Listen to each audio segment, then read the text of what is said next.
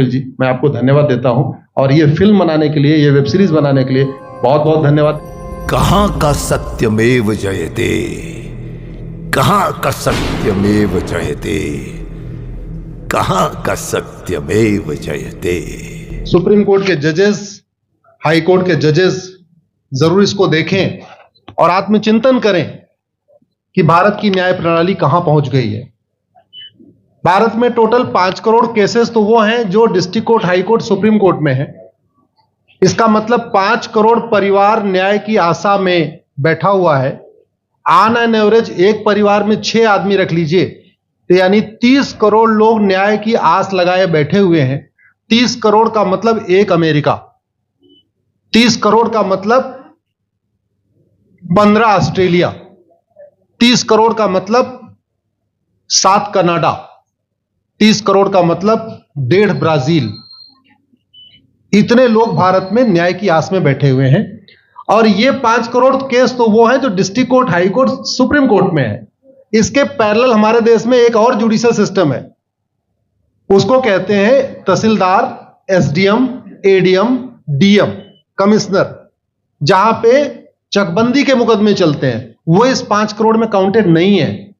जो तहसीलदार के यहां मुकदमा होता है, एसडीएम के यहां मुकदमा होता है, एडीएम के यहां होता है, डीएम के यहां होता है, चकबंदी अधिकारी जिसको सीओ कहते हैं, डीडीसी कहते हैं, एसओसी कहते हैं, वो एक इसके पैरेलल में है। और 5 करोड़ मुकदमे वहां पे भी चल रहे हैं। इसका मैं लाइव एग्जांपल देना चाहूंगा भारत की ब्लैक जस्टिस सिस्टम का। 1985 में जौनपुर में एक 10 बीघे जमीन का मुकदमा शुरू हुआ था। अभी वो सबसे नीचे पायदान पे है, जिसको कहते हैं चकबंदी अधिकारी। 1985 में मुकदमा शुरू हुआ, 2023 आ गया, लगभग 37 साल बीत चुके। 37 साल में यह नहीं तय हो पाया कि असली विल कौन सी है। 2 लोगों ने क्लेम किया, वो कह रहे हैं मुझे विल मिली है, वो कह रहे हैं मुझे विल मिली है। 37 साल में यह नहीं डिसाइड हो पाया असली विल किसकी है। अगर मान लीजिए आज डिसाइड हो जाए तो सीओ के बाद एसओसी, एसओसी के बाद डीडीसी, डीडीसी के बाद हाई कोर्ट, हाई कोर्ट के बाद सुप्रीम कोर्ट, यानी अभी 35 साल और लगेगा, 70 साल लगेगा। सेकंड जनरेशन मुकदमा लड़ रही है, ऑलरेडी सेकंड जनरेशन मुकदमा लड़ रही है। और इसी स्पीड से काम हुआ तो मुझे लगता है 3rd जनरेशन आके मुकदमा जाके तब जाके सुप्रीम कोर्ट पहुंचेगा। दूसरा एग्जांपल, एक ग्लेरिंग एग्जांपल आपको देता हूं। 1971 के वॉर में पाकिस्तान में बम फेंकने वाले, पाकिस्तान के फौजियों के बहुत सारे बैंकर तोड़ने वाले एक कर्नल कबोत्रा है, पंचकुला में रहते हैं। दुश्मनों को उन्होंने दांत तोड़ दिए। आज 2000 से उनके मकान पे किसी ने कब्जा किया हुआ है। 2023 आ चुका है, 23 साल में वो अपने मकान को नहीं छुड़ा पाए। अभी मामला पंचकुला की डिस्ट्रिक्ट कोर्ट में है, उसके बाद चंडीगढ़ हाई कोर्ट जाएगा, फिर सुप्रीम कोर्ट जाएगा। तो 23 साल में वो सबसे नीचे पायदान पे है। वास्तविकता यह है, अंग्रेज चले गए, अंग्रेजी कानून यहीं छोड़ गए, अंग्रेजी व्यवस्था यहीं छोड़ गए। यह व्यवस्था भारत में न्याय देने के लिए नहीं बनी थी। यह जो न्यायिक जुडिशियल सिस्टम था भारत में जो बनाया गया, वो केवल और केवल भारत को लूटने बांटने के लिए बनाया गया था। क्योंकि कानून वही चल रहा है, जुडिशियल सिस्टम वही चल रहा है, इवन हमारा ड्रेस भी वही चल रहा है। अंग्रेज काले कपड़े पहनते थे, हम भी काले कपड़े पहनते हैं। अंग्रेज जून के महीने में उनको गर्मी लगती थी तो 1 महीने छुट्टी करके इंग्लैंड चले जाते थे। आज भी हमारा हाई कोर्ट, सुप्रीम कोर्ट पूरे मई जून बंद रहता है। अंग्रेजों को क्रिसमस के टाइम में दिसंबर में छुट्टी मनाना जाना होता था, 1 महीने छुट्टी कर चले जाते थे। आज भी हमारी हाई कोर्ट, सुप्रीम कोर्ट दिसंबर में, क्रिसमस के टाइम में 15 दिन 20 दिन बंद हो जाती है। तो सोच वही है, किताबें वही है, व्यवस्था वही है, कानून वही है। तो स्वाभाविक सी बात है, जस्टिस होगा कहां से? जस्टिस कैसे होगा? हम 2023 में 1860 का इंडियन पिनल कोड लेके घूम रहे, 1861 का पुलिस एक्ट लेके घूम रहे, गवाहों के बयान 1872 के कानून से हो रहे। हमने सब कुछ वर्ल्ड क्लास कर लिया, लेकिन अपने जस्टिस सिस्टम को कंपेयर करने की कोशिश ही नहीं किया। जितने में एक एयरपोर्ट बनता है, एक एयरपोर्ट बनाने में 25,000 करोड़ की लागत आती है। अगर हमारी सरकारों ने एक एयरपोर्ट की कीमत जुडिशियल सिस्टम पे खर्च कर दिया होता तो हमारी न्यायिक व्यवस्था अच्छी हो गई होती। आज घटिया, चूंकि अकाउंटेबिलिटी नहीं है, जुडिशियल सिस्टम में कोई अकाउंटेबिलिटी नहीं है। किसी के साथ न्याय हो जाए, अन्याय हो जाए, कोई फर्क नहीं पड़ता। निर्दोष को जेल हो जाए, जज की कोई अकाउंटेबिलिटी नहीं। दोषी को बेल हो जाए, जज की कोई अकाउंटेबिलिटी नहीं। लाखों लाख लोग जेल में सड़ रहे हैं, लाखों धोखेबाज भ्रष्टाचारी बाहर घूम रहे हैं, मूल कारण है ब्लैक जस्टिस सिस्टम। आपने बहुत अच्छा आपने इस पे वेब सीरीज बनाया है और इस देश में world class airport, world class highway, world class shopping mall, सब कुछ वर्ल्ड क्लास बना लिया। इनफैक्ट अपना मोबाइल का डेटा सुरक्षित रखने के लिए हमारे सांसद, विधायक, जज आईफोन भी यूज करते हैं। अमेरिका का आईफोन यूज करते हैं हमारा डेटा सुरक्षित हो जाए, लेकिन भारत सुरक्षित हो जाए उसके लिए यह नहीं देखते कि जापान में कौन सा कानून है, अमेरिका में कौन सा कानून है, सिंगापुर में क्या अच्छा चल रहा है। कनाडा में रेंट का मामला एक डेट में खत्म होता है। सिंगापुर में अभी कुछ दिन पहले एक व्यक्ति के पास 900 ग्राम गांजा पाया गया, उसको फांसी हुई है। दोबारा वहां ड्रग स्मगलिंग होगी क्या? तो भारत में चाहे वो ड्रग स्मगलिंग है, माफिया राज है, ह्यूमन ट्रैफिकिंग है, इन सब के लिए हमारा जस्टिस सिस्टम जिम्मेदार है। कोई भी अपराध होता है उसमें दो पक्ष होता है, एक पीड़ित, एक अपराध करने वाला। जो पीड़ित होता है वो चाहता है जल्दी उसको न्याय मिल जाए, अपराध करने वाला चाहता है मुकदमा लंबा चले। भारत का न्यायिक सिस्टम अपराध करने वाले के साथ खड़ा है। बलात्कारी चाहता है उसका मुकदमा 30 साल चले और मुकदमा 30 साल चलता है। भू माफिया चाहता है कि गरीब की जमीन पे कब्जा कर ले, उसका मुकदमा 50 साल चले और आज की डेट में मुकदमा 50 साल चल रहा है। इसका मतलब वर्तमान न्यायिक सिस्टम बलात्कारी के पक्ष में है, भू माफिया के पक्ष में है, ड्रग स्मगलर के पक्ष में है, ह्यूमन ट्रैफिकर के पक्ष में है, नक्सलियों के पक्ष में है, माओवादियों के पक्ष में है, जो लोग देश विरोधी काम कर रहे हैं उनके पक्ष में है।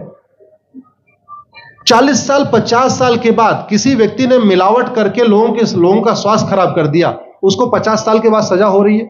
इस बीच उसने कम से कम पता नहीं कितने लोगों का और भी कर दिया। तो ये जो जस्टिस सिस्टम होता है दवा की तरीके काम करता है। जैसे दवा अच्छी होती है बीमारी तुरंत ठीक हो जाती है, अगर दवा घटिया होती है तो बीमारी बढ़ जाती है। दवा खाने के बाद शरीर एज इट इज नहीं रहता, या तो बीमारी ठीक होती है या तो बीमारी बढ़ती है। अगर कोई आदमी एक गांव में किसी के साथ कुछ गलत कर दे, उसको 6 महीने के अंदर सजा हो जाए, साल भर के अंदर हो जाए, दूसरा अपराध वहां नहीं होगा। लेकिन अगर उस व्यक्ति को पनिशमेंट नहीं मिला तो स्वाभाविक सी बात है उसने उसको और मोटिवेट कर दिया। कहते नहीं ऐसे बुखार है, तुरंत 2 गोली खाइए बुखार ठीक हो गया, लेकिन अगर आपने दवा नहीं खाई या गलत दवा खा लिया तो टाइफाइड होगा या निमोनिया होगा। दुर्भाग्यवश ये हमारा जस्टिस सिस्टम यही कर रहा है। आज की डेट में जितनी समस्याएं हैं, चाहे वो घूसखोरी है, जमाखोरी है, मिलावटखोरी है, कालाबाजारी है, नशा तस्करी है, मानव तस्करी है, सोना तस्करी है, ड्रग स्मगलिंग है, या नक्सलवाद है, या माओवाद है, या कट्टरवाद है, जो भी समस्याएं हैं, उसका एक बहुत बड़ा कारण यह है कि हमारा जस्टिस सिस्टम उसको टैकल नहीं कर पा रहा है, उसको पकड़ नहीं पा रहा है, और इसीलिए भारत में अराजकता है। मैं तो इतने जानता हूं, ऐसी कोई बीमारी नहीं जिसकी कोई दवाई नहीं, ऐसी कोई समस्या नहीं जिसका कोई समाधान नहीं। हम हर चीज के लिए बाहर से चीजें खरीदते हैं, तो हम ये क्यों नहीं देख रहे हैं कि आखिर चाइना का जस्टिस सिस्टम कैसा है, सिंगापुर का कैसा है, कनाडा का कैसा है, फ्रांस का कैसा है और अमेरिका का कैसा है। हम क्यों नहीं बेस्ट प्रैक्टिसेस उनकी अडॉप्ट कर लेते। दुनिया के कई देशों ने नार्को पॉलीग्राफ ब्रेन मैपिंग कानून बना दिया। मेरी बहन दीपिका नारायण बैठी हुई है, ये लगातार फॉल्स केसेस के खिलाफ, इनको मैं देखता रहता हूं, एक्टिव रहती है। एक कानून बन जाए नार्को पॉलीग्राफ ब्रेन मैपिंग और कंप्लेन पे अंडरटेकिंग ले लिया जाए कि जो कुछ मैं शिकायत कर रहा हूं इसके लिए मैं अपना नार्को पॉलीग्राफ ब्रेन मैपिंग कराने के लिए तैयार हूं, हजारों की संख्या में फेक केसेस खुद ही खत्म हो जाएंगे। आज की डेट में लोग जुडिशरी की लापरवाही के साथ साथ फर्जी केस से परेशान है, फर्जी गवाही से परेशान है, फर्जी एफआईआर से परेशान है, हजारों परिवार परेशान है। कई बार देखा गया कि जो फैमिली के केसेस होते हैं उसमें कितने सारे फेक केसेस भी आ रहे हैं। तो जो वास्तव में दोषी हैं उनको पनिशमेंट नहीं मिल पा रहा है, जो निर्दोष हैं उनके खिलाफ फर्जी केसेस हो रहे हैं। आज की डेट में गांव में एक दबंग अगर जमीन कब्जा कर लेता है, किसी की हिम्मत नहीं पड़ती उसके खिलाफ कोई गवाही दे दे। लोगों को अपनी जमीन छुड़ाने में 30-30 साल लड़ना पड़ रहा है, 35 साल लड़ना पड़ रहा है। अगर 30 साल 35 साल के बाद कक्कड़ जी उसको अपनी जमीन मिल भी गई तो उसके साथ न्याय कहां हुआ?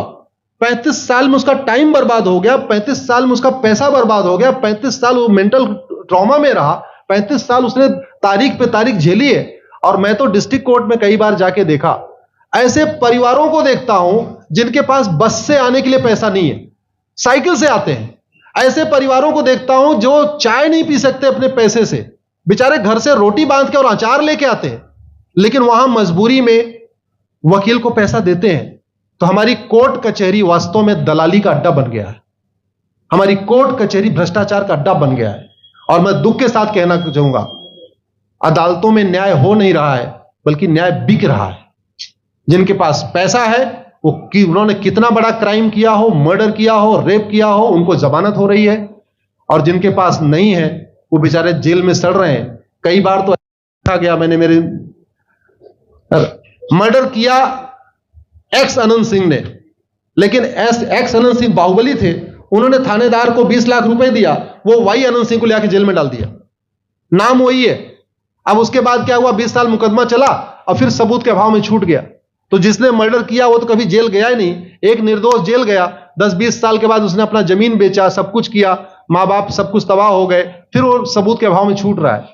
तो सबूत के अभाव में अगर 20 साल के बाद छूट भी गया हो, उसका 20 साल कौन लौटाएगा? उसके 20 साल के लिए कौन जिम्मेदार है? उसके 20 साल जो बर्बाद हुआ उसके लिए संविधान की शपथ लेने वाले जिम्मेदार हैं। संविधान के प्रियम्बल में लिखा है, हम आपको जस्टिस देंगे, हम आपको न्याय देंगे।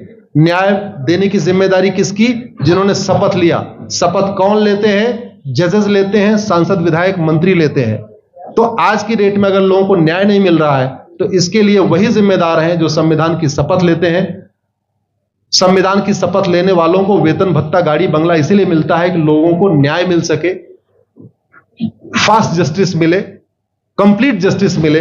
अनफॉर्चुनेटली कंप्लीट जस्टिस मिलने में तो 50-60 साल लग जाता है, फास्ट जस्टिस तो सपना हो गया है। इसलिए आज आपने जो ये वेब सीरीज बनाई है, मैं आपको धन्यवाद देता हूं। एक ऐसे विषय पे जिसपे कोई टच नहीं करता, लेकिन जिससे करोड़ों लोग पीड़ित हैं।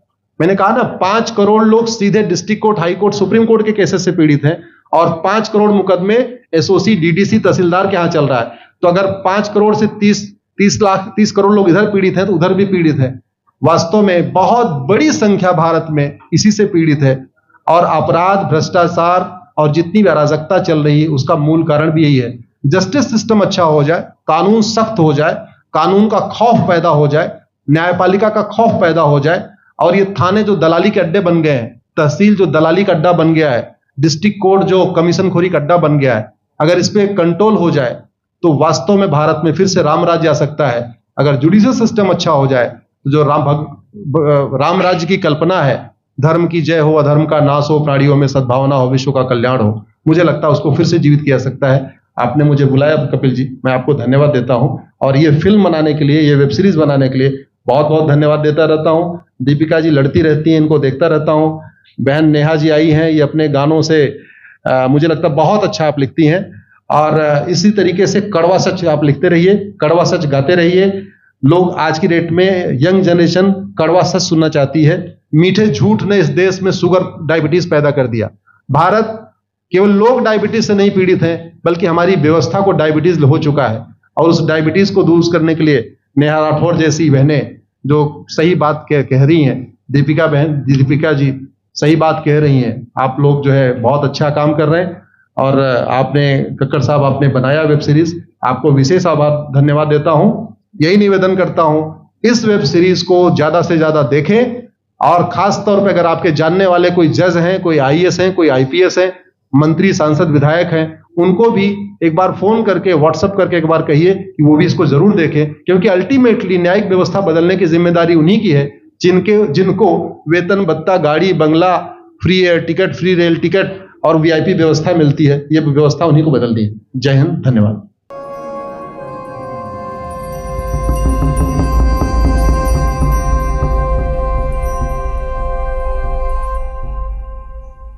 अगर आप में है देश के लिए कुछ कर गुजरने का जज्बा, अगर आप रखते हैं सच कहने की हिम्मत, तो पृथ्वी न्यूज आपको दे रहा है एक सुनहरा अवसर, जहां आप पत्रकार बनकर समाज में हो रही बुराइयों के खिलाफ अपनी आवाज बुलंद कर सकते हैं, अपने देश प्रेम को देश की सेवा का रूप दे सकते हैं। तो उसके लिए जुड़िए पृथ्वी न्यूज चैनल के साथ।